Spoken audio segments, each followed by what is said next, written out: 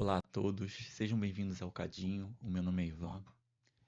Como perdoar de verdade?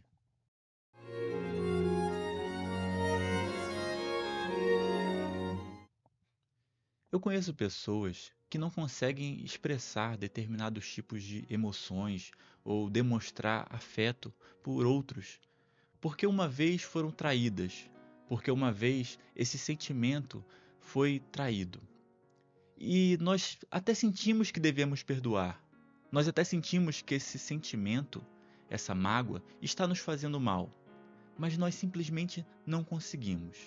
Parece que se perdoarmos, vamos estar perdendo alguma coisa. Nós guardamos a ofensa que nós recebemos como uma nota promissória, um comprovante de dívida que um dia vamos cobrar. Só que a pessoa que nos ofendeu, a pessoa que nos fez mal, nos traiu, ela não quer pagar. Ela não pode pagar. Nós não podemos dar aquilo que nós não temos. E nós guardamos isso. E aquilo vai se gerando uma mágoa, uma ferida. E nós vamos perdendo laços, muitas vezes laços familiares, amizades, até por motivos bobos. Ou nós vamos perdendo a capacidade de demonstrar algum sentimento, alguma emoção, de fazer alguma coisa, porque nós não perdoamos um trauma que nós recebemos, ou nós não nos perdoamos por algo que nós fizemos. No Evangelho de Mateus, Jesus nos conta uma parábola. Havia um servo que devia a um rei uma quantia muito grande, 10.000 talentos. 10.000 talentos é o orçamento de um estado inteiro. Em quantias de hoje seria equivalente a bilhões de reais.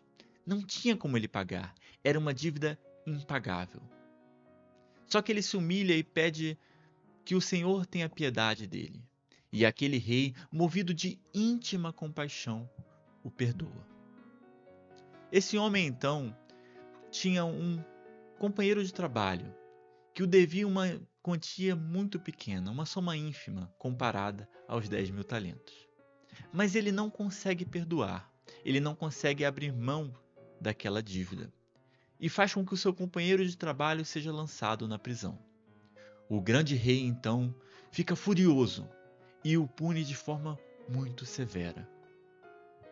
Jesus tinha o poder de traduzir em símbolos que qualquer um entendia, pessoas humildes e simples conseguiam entender, símbolos que encerravam em si verdades muito grandes.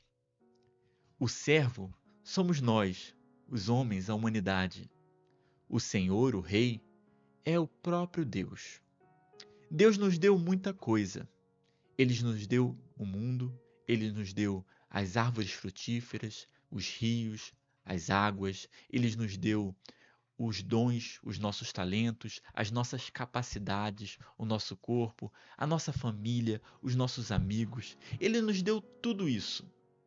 E nós fizemos algo que ele não queria. Nós desprezamos os dons que ele nos deu.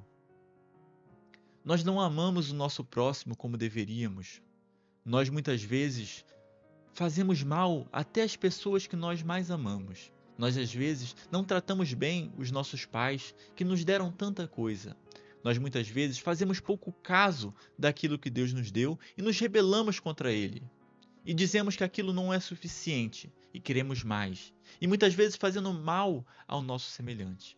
Essa é a dívida impagável que temos para com o rei. Mas o rei, movido de íntima compaixão, perdoou a nossa dívida. Ele desceu até nós e morreu na figura do nosso Senhor Jesus Cristo, uma morte de cruz, para perdoar os nossos pecados. Nós tivemos uma dívida impagável, paga pelo próprio Rei, pelo próprio Deus. Nesse contexto, nós não temos mais o direito de não perdoar. Nós não temos mais o direito de cobrar as nossas pequenas dívidas para os nossos semelhantes. Para perdoar, é preciso descer. É preciso abrir mão da autoridade que temos pela pessoa que nos deve. E Jesus desceu. Ele veio até nós. Ele se fez como um pequenino. Ele se fez como um homem. E mais do que isso, ele se fez como um criminoso, porque ele morreu uma morte de cruz, era a morte de um criminoso, sendo que ele não tinha nenhum pecado, ele não tinha feito mal algum. Para perdoar, é preciso abrir mão, é preciso abrir mão da dívida que o nosso semelhante tem para conosco. E Jesus abriu mão. Ele abriu mão daquilo que devíamos a ele. Ele abriu mão da sua glória, da sua majestade, da realeza, de ser um rei, para se fazer um simples carpinteiro. Quando nós entendemos o perdão que Jesus nos deu, quando nós entendemos o tamanho da dívida que nós tínhamos e que foi perdoada, nós somos capazes de demonstrar o mesmo perdão, porque o perdão aqui é um ato de amor.